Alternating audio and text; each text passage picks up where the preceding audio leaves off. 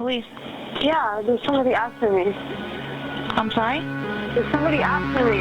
Where are you? There's somebody after me. 11 bodies were found on a desolate stretch of Gilgo Beach, New York in 2010 and 2011. 9 women, a man, and a toddler. Investigators surround Rex Heuermann's Massapequa Park home and continue to confiscate evidence, both here and at 2 storage rental units nearby. Cortese is here now with more on how a discarded pizza crust helped the detectives tie all of this evidence together.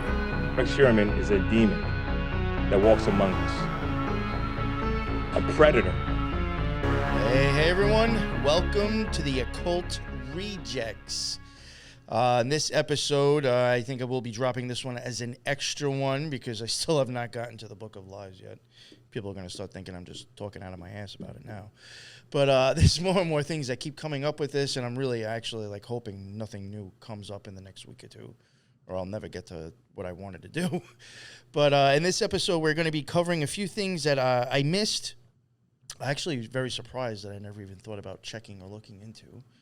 That and a few other things that I did want to include. Me and Lisa were going to include in the episode with the Book of Lies, but then I had even said to her, I said, that will probably end up becoming an episode that's going to be like over 2 hours long if we include all of this stuff, or like everything new that we have came across since the last one. If we all start tossing that in with that, one is going to be like 2 totally different episodes, and it's going to be very long. So I figured we'll kind of take some of this stuff that is just like weird and interesting, and who knows what's up with this stuff that just seems shady to both of us. I figure we can easily do an hour or more on that in this, and then hopefully we will get to the Book of Lies and a few other things that we'll be adding to it as well. In this one, mostly, I guess, going over, I will be getting back into stuff with BTK again. Some things I missed with Rex. I guess something that I kind of want to also just make a disclaimer about. This guy hasn't been convicted yet. This case is open. He's only been charged. A lot of the other people surrounding this case, to me, are still suspects. Nobody's been convicted. So to me, anything's still a possibility. And I even thought when I first heard about this, that the fact that his wife's hair was all over everything, she was just going to get brought into it too. I thought this was going to be some husband and wife fairy tale murder crime thing to feed everybody. Some, couple that everybody can fall in love with and talk about for the next 6 months. But she hasn't gotten arrested, or at least not yet. But, I do question her. I question the kids. Just a lot of weird stuff to me. Even John Ray, who is the lawyer. Who is that? He the lawyer for again? He's the lawyer for Shannon Gilbert's family. Yes. I believe another one, but the name escapes me, for another of the girls. He, out of his own mouth, had even said, I'm sorry to ask you again. Who was that? I watch it and I always forget this lady's name. Yeah, I think it's Harvard lawyer Lee, I think is her name. Yeah, I think it is Harvard lawyer Lee. She had on John Ray a few days ago, and he said it, and I was like, oh, thank you. Right. Because if I say it, I'm just going to be an ass to the social justice warriors of true crime. But he said the same thing. I don't understand why she is not a suspect. Right. It makes no sense how she is not. More hair was found on the bodies than Rex's. So I have been wondering about that side of the family and stuff. So there is some things that we'll touch on that. And Shannon Gilbert and BTK will all be weaving in and out of each other. Actually, I'll be getting into that next. But basically for this episode, we'll be talking about stuff with BTK, the sister, Asa's sister, and Asa, and a few other just, weird things that Lisa also has to add. So I'm going to get into it now. Of course, I'm going to hit you with the numbers right away. Just get it over with. This one I was actually a little upset with myself that I never caught. Okay. Rex in Hebrew is 385. And then again in English, you get 282. And simple English, 47. 385 even equals the fatal force in Hebrew. You get the 385.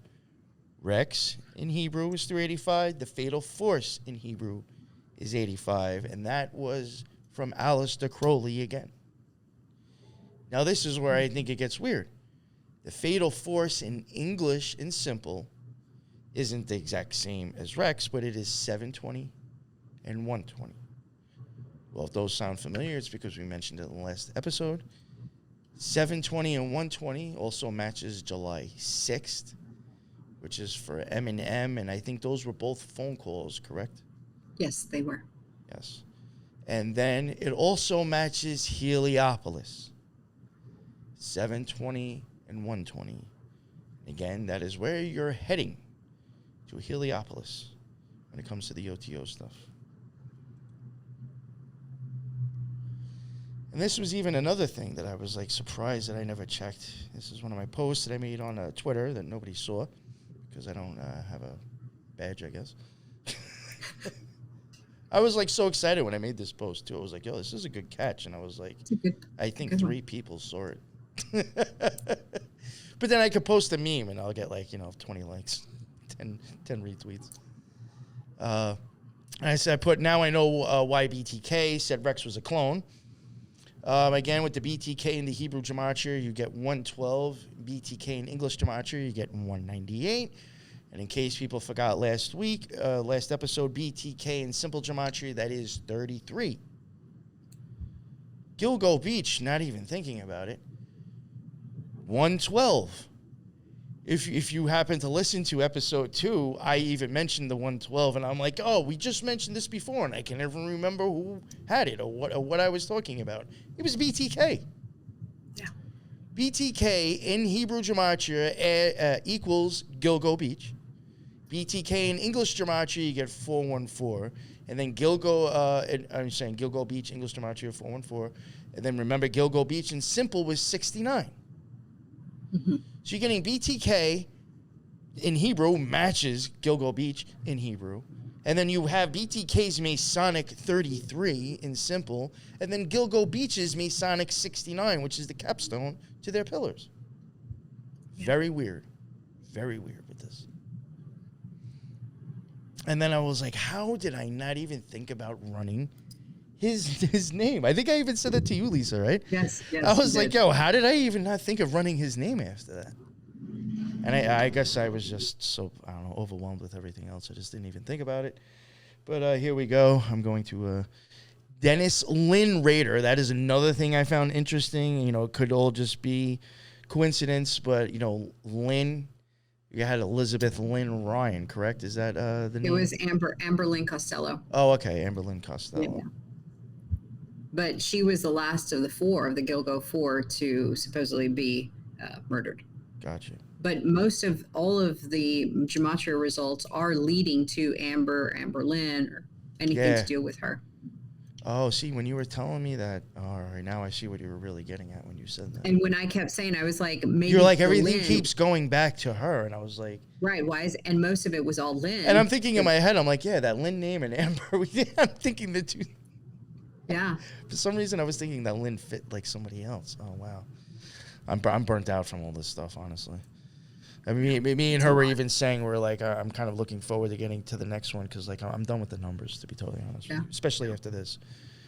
But, I mean, there still is some weird stuff here. So enough of that. Dennis Lynn Rader, again, with Amber Lynn. You get 858 for Hebrew. Then in the English Gematria, you get 1056, and then the simple 176. Just real quick, with the 858, you do get Anthony Fauci, which is somebody we've come across constantly throughout this. The Joker. I do find that interesting. Asheville. The Solomon Key. We've had constant keys come up. Yes. Keys constant throughout this. And then Destroy America. I figured I'd just highlight that. Then into the English and simple, you get Twin Flame Meeting. This I loved. Back to the Future. I mean, Once again. Yeah, that's all we've been talking about, It's constant stuff like that. The Wizard of Oz. We have gotten Oz. Twin Flame Union. I'm mentioning that because, again, another twin. Exit the Matrix. Spear of Destiny. Justice is Coming. Jordan B. Peterson. And May 17.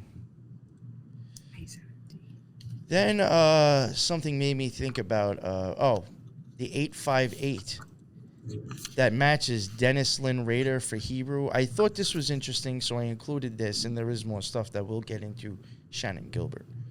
But with the Dennis Lynn Rader, you get the 858 in Hebrew. Now, it's not Hebrew, but Gus Coletti, who lived at 17, what was that? The Fairway. The Fairway? The Fairway. Mm-hmm. Where Shannon Gilbert stopped at. He gets 858 for English Gematria. Right. And now this is a thing I find very interesting with that case that I noticed this morning, because I was like I guess, I don't know what made me start looking into her more. But when it comes to Shannon Gilbert, if I remember correctly, yes, she started at House 8. And then the last time, I think, then she ended up at House 17. And then that was basically it after that point, right? So it's like, I'm just going by the houses that she actually went to. Yeah. I think it may only be 8 and 17. Right. And again, 8, in my opinion, is where, it's where Toth falls, and that starts the whole path up the tree. That's the whole hero's journey. 8, 6, 4, 2. And there's reasons why I'm getting into that, which you will see soon. But yeah, Gus Coletti, he 858 matched in English Gematria, not Hebrew, but I found that was interesting. And again, his house was House 17. Gus, I decided to just, let me throw these people's names in here. Gus, you get 282 and 47, and 297 for Hebrew Gematria. Rex in English Gematria matches the same as Gus, 282 and 47. Now, that could all be coincidence because they're just 3-letter names, and somehow maybe that you still added up to the same thing. But there's other stuff, too, that makes me wonder. You put Dennis Rader in, take out the middle name, you get 358 in Hebrew, 666 in English, and 111 in simple. Real quick, in 358, you will get Instagram, Sam Smith, Snoop Dogg, and 1818. Found that interesting. And then in English in simple, you will get Andrew Tate, vaccination, and 666 and 111 does match New York, where these murders happened. Again, he's saying he's a clone. Now we're showing New York being associated with his name. You get Mark of the Beast. Mark of Beast. A COVID vaccine and Book of the Dead. You also get Nikola Tesla, Billie Eilish, The Archons, Me First, The Unseen, New Age Begins, Witchcraft, and Hidden God Key. Another key. Now, Barbara Brennan, who was correct me if I'm wrong, she was the woman at 4043 who saw her, or something like that. After Gus Coletti. Yes, she saw her running and called. Yes. Her English in simple as well is 666 and 111. It's New York. So that matches New York. That matches Dennis Rader. I just had Gus before. And the Bayou. She lived at 4043 the Bayou. The Bayou, you get 766 for Hebrew, and then English and simple, you get 582 and 97. 582 and 97 also match Victoria, who is Victoria Heuermann. And 582, that we have that match. Then just Dennis by himself, you get 188 in Hebrew, 390 in English, and 65 in simple. One thing I did want to add, Dennis does also match Iris. Thought that was interesting. You can see that right there on the screen. Also equals Andrew, 15, Abundance, Horse, Uriel, and Lynn. Dennis equals Lynn as well. Getting Lynn again. Yeah, because this time it's matching Lynn in the English and simple. Jezebel, Janice, Pandemic in Kansas. La Gitana also matches 390 and 65. Dennis Rader was from Kansas, by the way. Oh. Yeah. Oh, shit. He was from Kansas? Yeah. So Dennis matches Lynn, matches Kansas. It matches Janice, I think, is very interesting. And then Jezebel, I think, was also known for, like, alluring men. Oh, yeah, it does matter. Yeah, Jezebel. And I think I did say that before. And La Gitana, which is another poem by Aleister Crowley, which we mentioned last week. Then Raider, 276 and 46 in English, and 170 in Hebrew, which I find interesting. You knock off that 0, you got a 17. Mm-hmm. Raider, 170, 276, 46. In the 170, you get April, Moon, Lamb of God, Golden Child. Then this I found very weird. Hand of God. Hand of God matches the 170. Now, Raider is 170, 276, and 44. But now when you get to Hand of God, it does match the 170. But in the English and simple, Hand of God is 444 and 74. And I was like, I know I've heard that before. That is Wantor. 444 and 74 in English and simple is Wantor. That is weird. Yeah. Now back to the Elon. Now back to the 276 and the 46 that was originally with Raider. That even matches Elon, Tate, and Frog. And matches Blaze. 276 and 46 matches for Blaze, Raider. And that was one of the tattoos. Yes, on Melissa, I believe. Mm-hmm.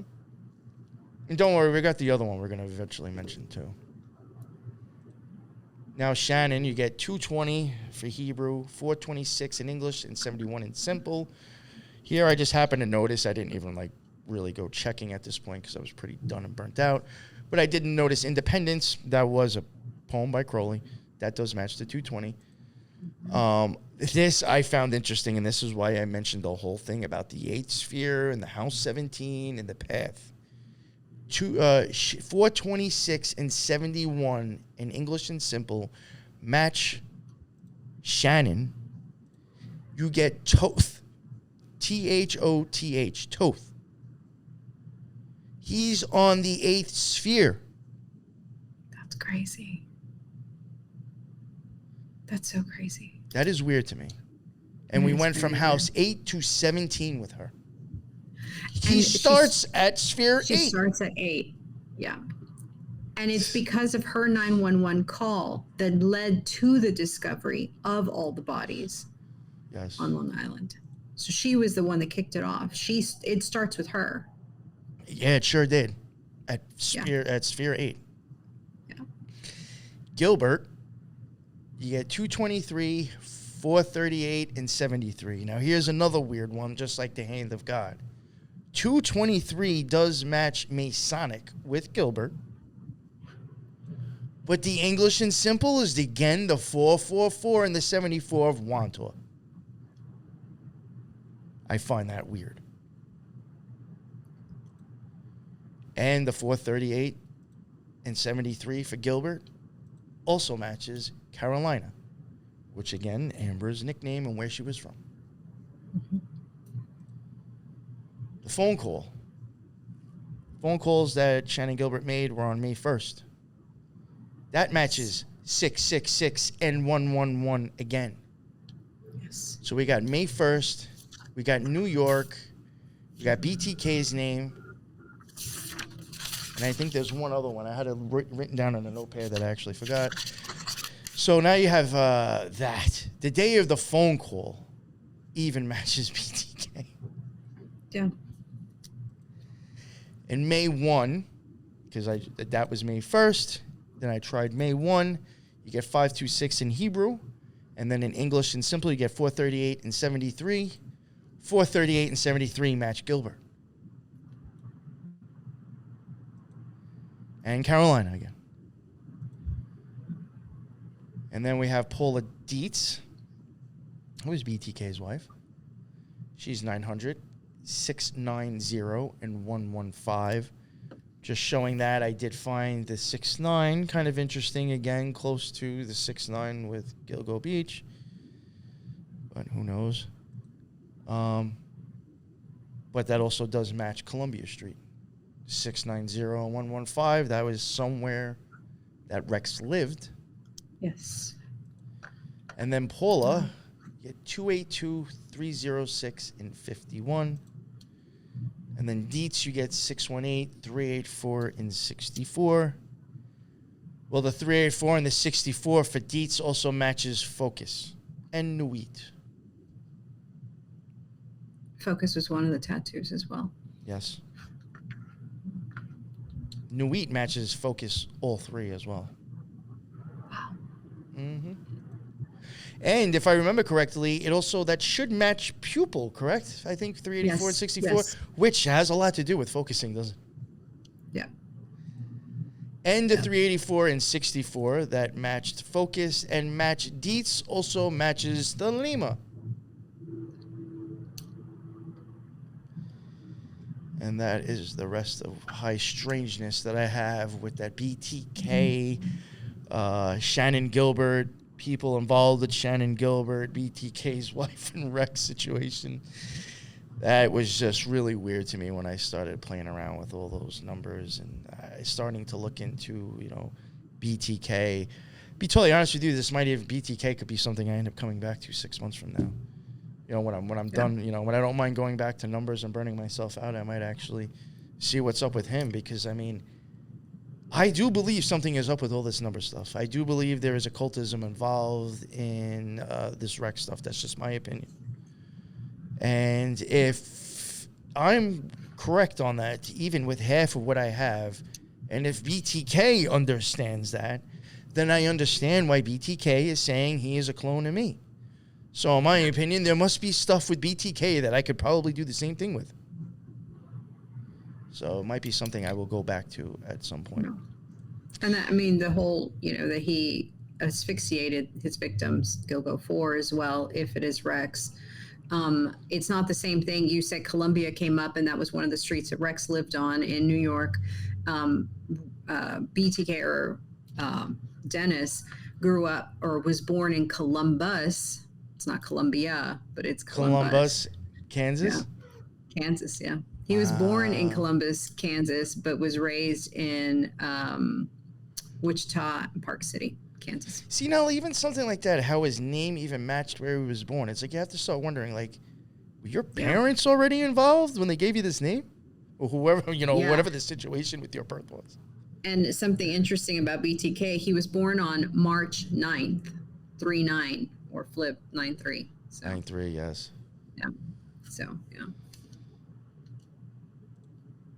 And then I got your stuff up here now. Okay. I know you're going to go back to some of the stuff. So we kind of mentioned a couple of these, but I wanted to kind of give pictures of what they were. So I'll start off with the storage facility, which was called Omega Self-Storage, and it was located at 185 Sunrise Parkway in Amityville. Funny thing about this, when I went back to go check it, they've changed the address completely. It's no longer at 185. But if you go to the actual website of Omega Self-Storage, it'll say, yes, we operate at 185 Sunrise Highway. So I'm thinking they changed the address on purpose. And the same thing with Rex. When I was going back to try to look for Rex's, try to see the distances, you have to manually type in the whole thing or it does not pop up. It says address not found. So pretty interesting manipulation going on here recently.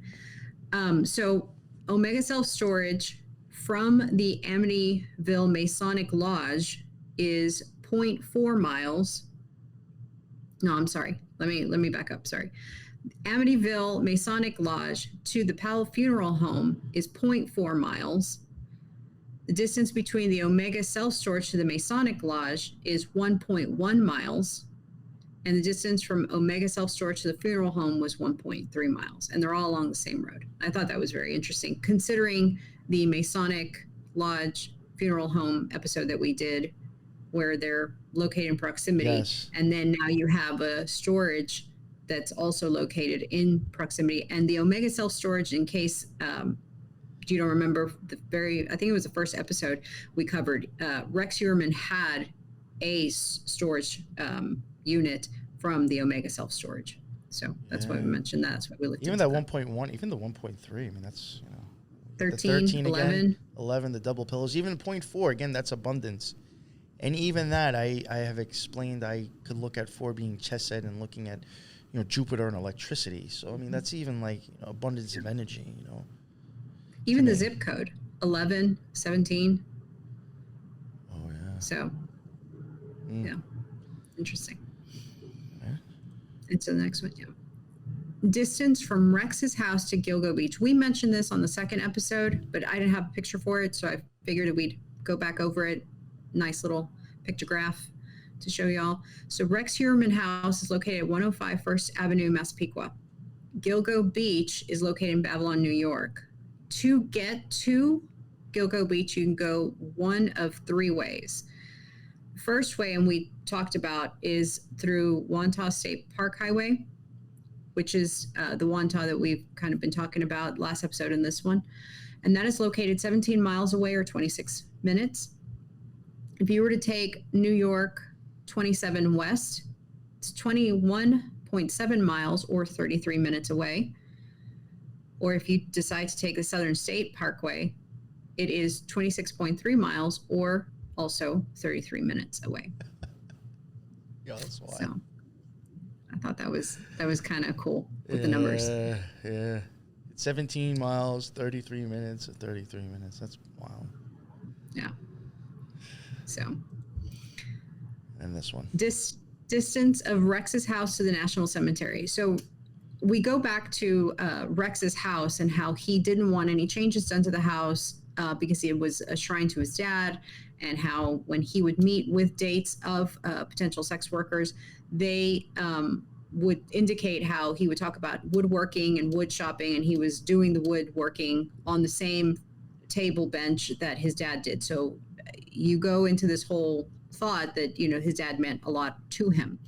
Well, his dad is buried at the National Cemetery, Long Island National Cemetery. And so that's located at 2040 Wellwood Avenue, Farmingdale, New York. If you were to take Broad Hollow Road to the cemetery, it is 7 miles from Rex's house to the cemetery, or 17 minutes away. If you were to take Wellwood to Southern State, that is 9.3 miles away, or 15 minutes. And I figured the numbers were also of interest to me. 7, 17, 9.3, 93. Yeah. Fucking weird. Yeah. It's just those numbers keep popping up. And then the last one I threw in for good measure is Rex's house from the Amityville Horror House. Amityville Horror House, according to the internet, it's located at 112 Ocean Avenue in Amityville. The distance between Rex's house to the Amityville Horror House is 3 miles away, or 11 minutes. You look at this far image on the end, and it doesn't matter what route you take, it's still going to take you 11 minutes. Yeah. I thought that was very odd. That's bugged out, kind of. Yeah, it's weird. So. All right, and then that's all I have for locations. Awesome, thank you. And then now I'm going to go into something that caught my eye, and a couple other people's eye. Actually, it was brought to my attention, but when somebody mentioned it to me, I was like, that is interesting. They saw when Asa came home, which actually, believe it or not, the day I filmed the drone footage that I used for part 2 was probably literally no longer than 25, 30 minutes before she actually came home. Like, if I would have gone there later, I might have actually, like, witnessed them pulling up. Because, like, even there's videos that I saw a couple of news stations put out. And, like, the lady Ruth that I have spoken to was actually the one yelling to her why they were filming. Yeah, asking her questions. And I was like, and she was there. There was, like, a few people there when I got there to do my little drone thing. There was, like, news people there. And I was like, why is there people here now? And, like, I didn't realize, like, I guess, you know, they're going to come home eventually. Yeah, I'd never really thought of that, you know? Yeah. So, yeah, that was just really weird how I missed it. But she did have this red bracelet on. And a lot of people, you know, do kind of question, could that be a Kabbalistic red bracelet? You have a picture of her there with the red bracelet on. Again, you can, I can't really see it here. That's kind of a bad picture. Here you can see it again. Just got it on. This one I loved. I love this one because in this one you can see the red bracelet, and then you can see a checkered floor keychain in her hand. I was like, that's just a priceless one right there. That's such a good catch. I saw that image and I didn't even see the checkered. That's fascinating. Well, you know, you're being shown the hand of God right there. Open hand. Open hand and closed hand are on the, you know, they're involved with tarot and Hebrew and Gematria. Kabbalah, the bracelet is typically made, you know, just a little bit about the string. The bracelet is typically made of red string, which symbolizes the blood of Rachel, the matriarch of the Jewish people. Kabbalists believe that Rachel's blood has special powers and that it can be used to bless and protect those who wear it. Some biblical history. A scarlet thread tied about the wrist is mentioned in Genesis 38. Tamar becomes pregnant by her father-in-law, Judah, and gives birth to 2 twin boys. Oh. I found that interesting. We've been talking about twins a lot. Yeah. The following verses about this event are taken from the King James Bible. Genesis chapter 38, 27 it starts out. Interesting. And it came to pass in time of her travail that, behold, twins were in her womb. And it came to pass when she, I don't even know what that word is, travailed, that one put out his hand, and the midwife took and bound upon his hand a scarlet thread, saying, this came out first. And it came to pass, as he drew back his hand, that, behold, his brother came out. And she said, how hast thou broken forth? This breach be upon thee. Therefore his name was called Pharez, Pharez. And afterward came out his brother that had the scarlet thread upon his hand, and his name was called Zerah. Very weird. Rachel, I happen to run that. Hebrew 117, English 282, simple 47. Rex 282 and 47. So Rachel from that red string, if it is the Kabbalistic red string, does match Rex in English and simple as well. Yeah. Then we also have... And she's got red hair. I just noticed that right now, too. Asa does. Yes. And then again, I think I have here, again, Fatal Force does match Rex. I'm going to throw that in. And the Heliopolis and the July 6th. Now we have Zara. One of the names mentioned. 590, 324, and 54. And Pharez, 645, 444, and 74. What does Pharez match? Also, Wanta, 444, and 74. That's crazy. Ayin Hara is 540, 462, 77. And that does match Maureen, 462, and 77. That's also another name to deal with the red, going along with the red bracelet. Yeah. And the ladder also matches 462 and 77. So that's just some stuff that I thought was worth mentioning with that red bracelet she was wearing. I could be wrong. You mentioned that red bracelet, and she worked for the Jewish Medical Center. She was a nurse there. And then when they released the mitochondrial DNA information on them, they mentioned that she was of a haploid K. And haploid K is I believe, a rare mitochondrial DNA haplogroup. And that's either found in the Netherlands or in Jewish families, ancient Jewish matriarchal lines. I'm not saying she's Jewish. I'm just saying that's what the data says. Very interesting. I don't know. I question that bracelet. Yeah. Really, that bracelet with the checkered floor and the open hand could be saying a lot, honestly. You know. Yeah. All right, so now we're back to you. Okay. So one thing that was of interest that was brought up to us, and then also we had started to look into it, was Asa's sister, Johanna Christian Ellerup. And she makes an appearance when the media shows up at her house and starts asking her about her sister. And when they asked her about her sister, Johanna has stated, and I quote, "We have not heard from her. We don't have an address for her. We don't know anything. Honestly, I swear, we know less than you. We know nothing. We don't know anything." And so you kind of see it as benign until you kind of start looking into her. And some of the stuff that we found was, first and foremost, she's a pharmacist. She holds licenses in New York, Arizona, Alaska. There are addresses that Rex Heuermann is tied to in Arizona. And I believe there are mentions of him holding hunting leases or hunting licenses in Alaska. So there's that whole connection I thought was worth mentioning. She's also part of National Disaster Medical Services, and what that is, it's it's part of a disaster medical assistance team, and it's based out of Long Island, and they're responsible for medical triage, supporting IV centers, vaccine sites, patient movement, and so forth. She has mentioned in a couple of websites that she was deployed to California and Texas during the VID quarantine during February and March of 2020. Another thing to mention is that she received her pharmacy degree from St. John's University in Queens, and then went on to work at different places as a pharmacist, one of them being Parker Jewish Institute, and then another one, Caduceus Healthcare, Fort Richardson Army Base in Alaska.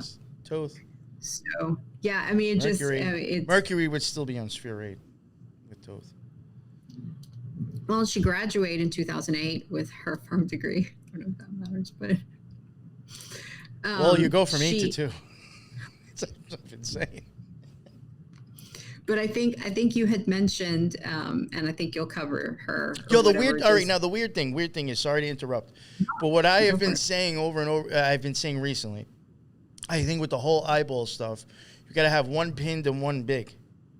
Right. Well, wouldn't the biggest go from 8 millimeter down to the smallest down to 2 millimeter of your pupil size? And then your two eyeballs in the middle. 2000. That's a good one. That's a good one. I didn't even catch that. Wow. Yeah, no, that's exactly it. I don't know. It's just weird. No. It's pretty good. She received an MBA in information management from Aspen University. That's in Phoenix, Arizona. So that's probably where the Arizona tie comes in. She ran for election to the U.S. House of Representatives in New York for the 2nd Congressional District, but didn't appear in the Democratic primary that was held on June 23rd in 2020. Some of the things that's kind of like her background and what she does. I think she's now like a science writer. But one of the things that we found pretty interesting about her was she's also an author. Yes. And some of the stuff that she wrote about and that she continues to write about, and then some of her YouTube playlist, which has since been modified. Thank God somebody took a picture of it before it was modified, because you go on now and it doesn't look like that anymore. Oh, you know what, too? I did want to just at least mention, I'm sorry to interrupt you for this. No, go ahead. I want to just give a shout out to Desert Rainer for all of this. Yes. Yes, I meant to. Yep. Yes. Thank you. Thank you so much. Yeah. She's Desiree. kinda- Desiree is the chick that I was calling a dude because I'm so oblivious to who I'm talking to online.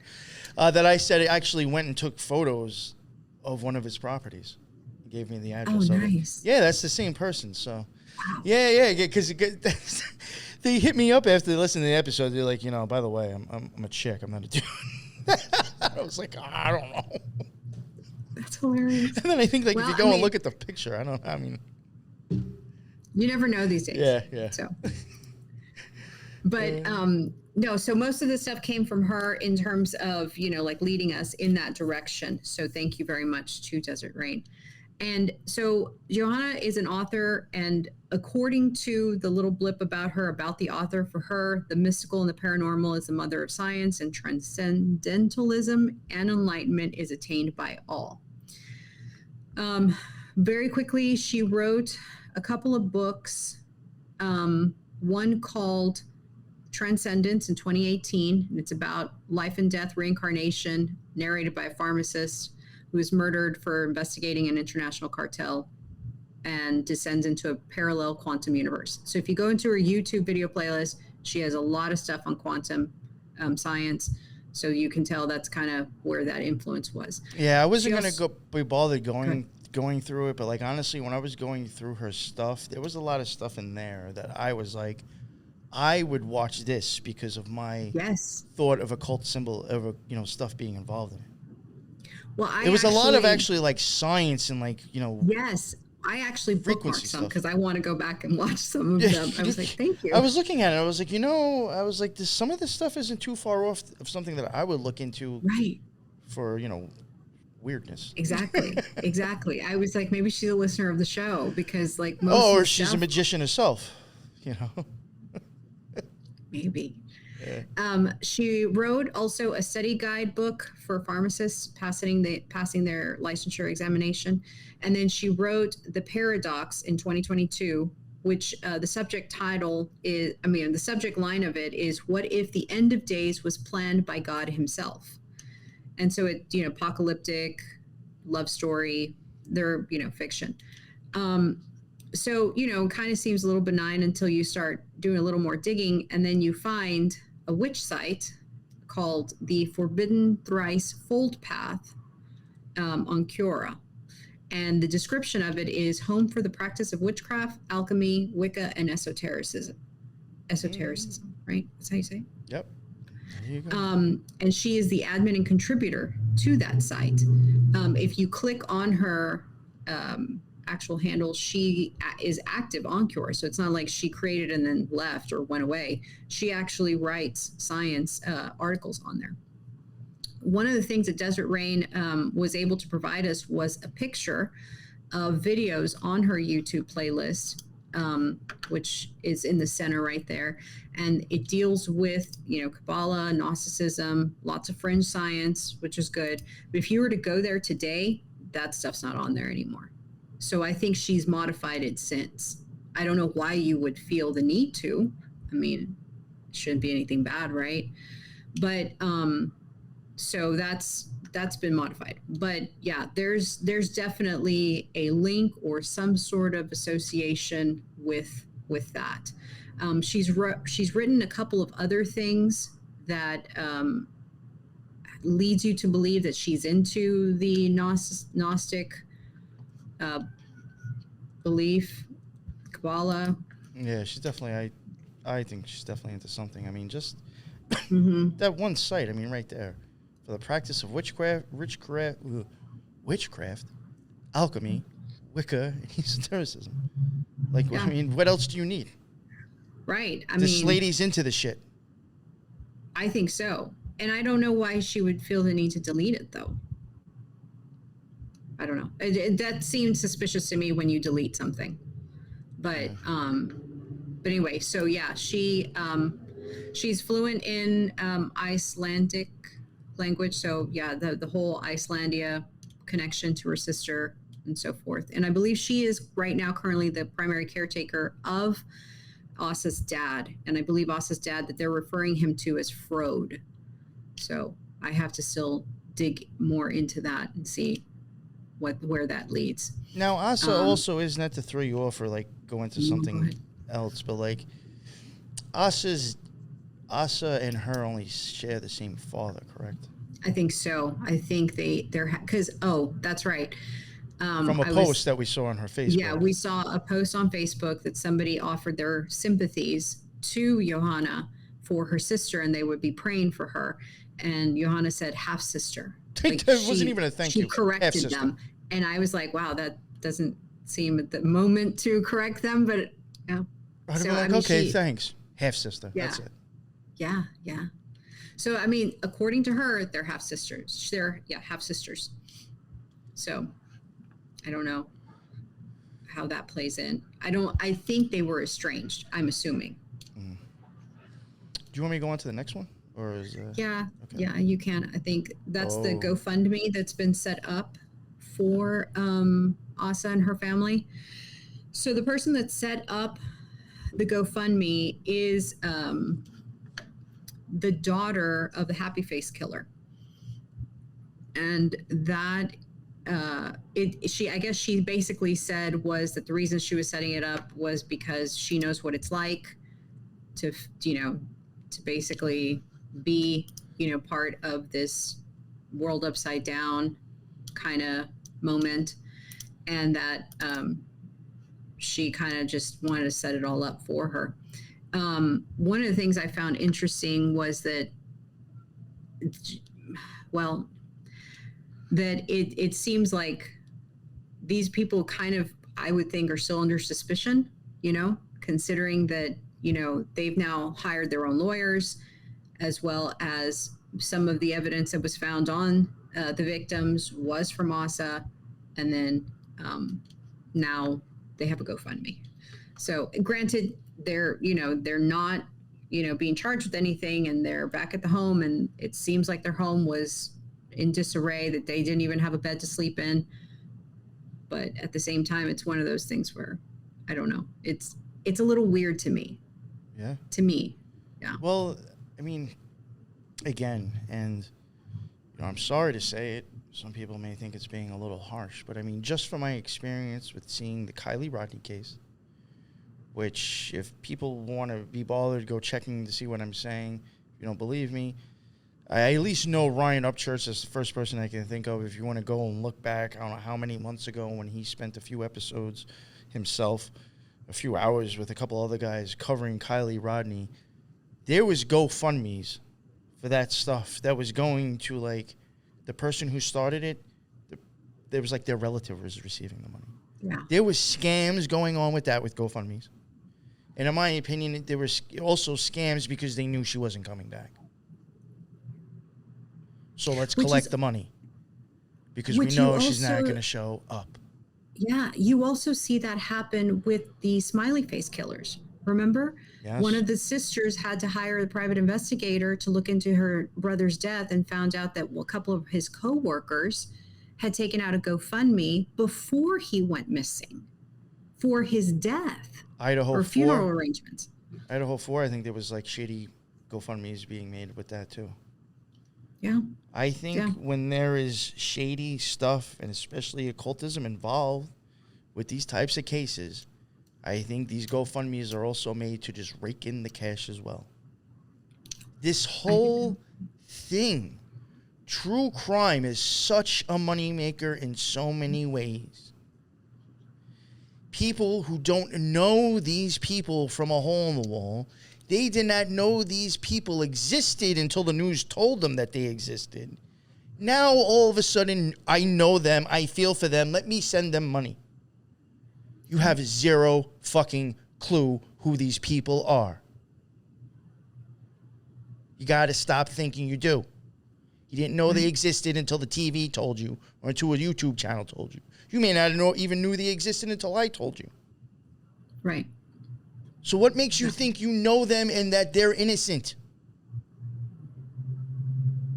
Think of how many things I myself included, and I'm sure plenty of others out there, even stupid, silly shit. How many things have you done and not gotten in court for? Mm-hmm. People commit crimes every day, constantly, and never get caught. You have no idea who these people are. No. Stop faking the funk. I mean, especially her hair was, I mean, you can say, oh, well, it was transferred DNA. It was stuck in the tape. It was stuck inside of the wrap and everything. Again, I'm not saying that she was involved. I don't know if she was involved, but if more hair evidence is on the bodies than Rex, why is she not under suspicion? And then going back to the first episode, mitochondrial DNA isn't absolute. Actually, both of her kids also have the exact same mitochondrial DNA on their hair. So who's to say that that's Asa's? Now you could say, well, it was red. Okay. Well, that was 2010. I mean, who's to say that you haven't changed your hair color since then? Nobody knows, or it's degraded beyond to the color that you can't even recognize at all. But the other thing I was going to mention is that the daughter of the Happy Face Killer, her name is Melissa Moore, another MM. Ooh. Yeah. So that was something. That's why I put her picture on there. And then here we have just more. I should have actually just used your pics because mine looked horrible. These are, again, more better quality pictures of the red bracelet. I mean, you even got the dog, the black hellhound. I don't know, just very weird to me. I'm sorry, but even that checkered bracelet is fishy to me. Yeah. I'm briefly going to, I guess, really cover Johanna because you basically kind of covered everything that I had. No, yeah. Just real quick, again, here is that one site that does show, this is a bigger picture so you guys can all see it, and it does mention a welcome home for the practice of witchcraft, Jesus, that word, alchemy, Wicca, and esotericism. Dr. Johanna Kristen Ellerup, PharmD. There again, author, New York, showing Transcendence, A New Beginning. And like even some of the books, I don't know if you mentioned it before, like they're true crime. Like I think she's had like one or two like crime books. I think they're kind of crime oriented. The Transcendence for sure is crime oriented. A pharmacist is murdered and instantly transcends through a quantum field into a simultaneous parallel universe here on Earth while she meets an old woman, whatever, blah blah blah. So, right there, it's murdered. Yeah. And then at the end of that one, like not the end, but the end of the paragraph, it says she has to live a life that is not her own and struggles to understand the mystical forces of the universe. I don't know. I just thought it was like, man. So. And Transcendence, A New Beginning, an unusual look at life after death, and reincarnation, as told by a murder victim's spirit, as it seeks to answer the ageless question. Where are we here? Why are we here? It seems a little too close for the whole, girls that were murdered. And then this, Johanna Kristen Ellerup emigrated to the United States as an infant with her parents. After achieving a Doctor of Pharmacy degree, she continues to work in a variety of fields, including retail, hospital, long-term care, and this one I'm very interested in. Federal contractor. I think that goes back to the disaster medical services. Maybe. I don't know. Yeah, that could really be it, but that I didn't really find anything I could really with that, but that really interested me. And currently she resides in a quiet New York suburb with her father and many wonderful rescue pets. This is just, more of a books. The Paradox, we mentioned that before. Mere Musings. That one's looks like it's in a graveyard. And this I just put in here. It does show that she's been to Canada, Alaska, and Saskatchewan. Just thought that was interesting. She has traveled. And then again, she also did run for Congress.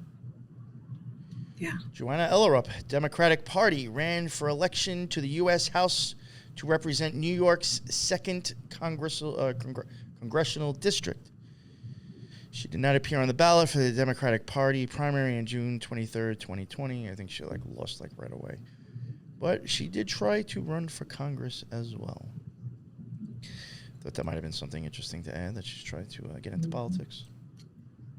Yeah. So, I mean, honestly, if you're getting into politics, I mean, there's a good chance you're probably a fucking magician already anyway. So, you know, why not? Just add that. Just add that to her list of things. Exactly.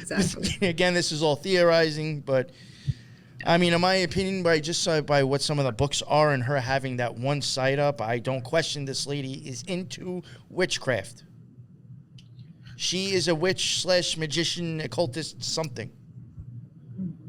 And we have been spending the last how many episodes showing all of that. And now Asa's sister's into all of that, possibly. So. Well, and then you have Asa wearing the bracelet. I mean, it's like no end in sight. Nope. Yeah. Yeah. So. Very weird stuff, yeah. And again, we're about rounding it about an hour. So, I mean, this is, again, why I didn't want to toss this into the next episode, because I'm assuming that one could be an hour and a half. It could be another 2-hour episode.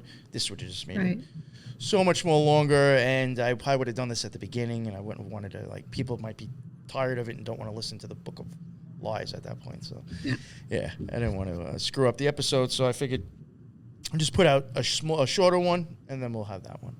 I was going to mention is the kids got their own lawyer here recently. And so I thought that was kind of interesting that they are not going to be represented by Asa's lawyer. It's not going to be a family unit. It's going to be their own separate lawyer, them together. Christopher Sheridan, which is the son, who's supposedly 33 years old, and then Victoria Hewerman, who's, I believe, 26. They're going to be represented by Ves Mitev. I'm probably saying that wrong. You know what's really interesting? Sorry to interrupt you. No, go ahead. With that, I could see you doing that in case of one having to testify against the other. You cannot have the same lawyer. Right. Very weird. That's interesting. Yeah.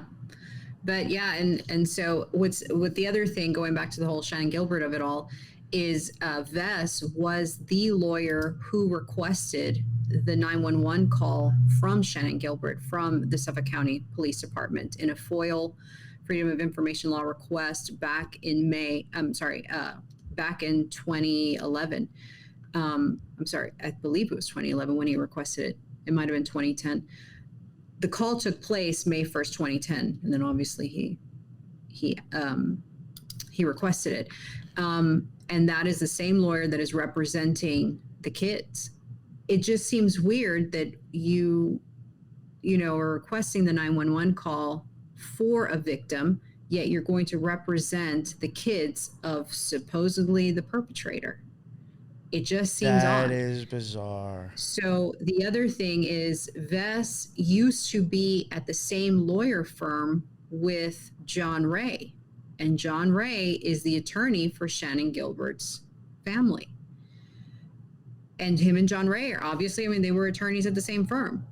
John Ray was even the one who said on that show, I do not understand why his wife isn't a suspect.